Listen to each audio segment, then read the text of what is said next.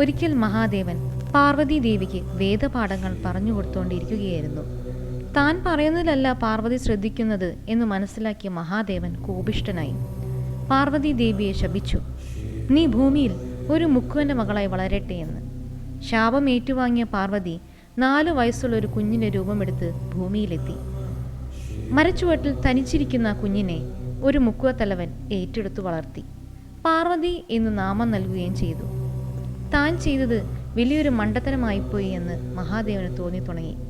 ഈ അവസ്ഥയിൽ നിന്നും എങ്ങനെയാണ് മോചനം നേടുക എന്ന് തൻ്റെ ഭക്തനും വിശ്വസ്തനുമായ നന്ദിയോട് അദ്ദേഹം ചോദിച്ചു. നന്ദി ഒരു സൂത്രവുമായി മുന്നോട്ട് വന്നു.